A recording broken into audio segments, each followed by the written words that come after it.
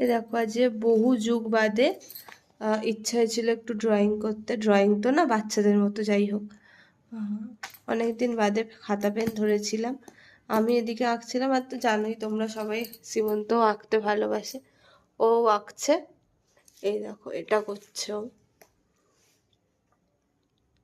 একটু জুম করা আছে, একটু জুম আউট করে দাঁড়াও এক সেকেন্ড। এই যা, বলো দেখি এটা কে?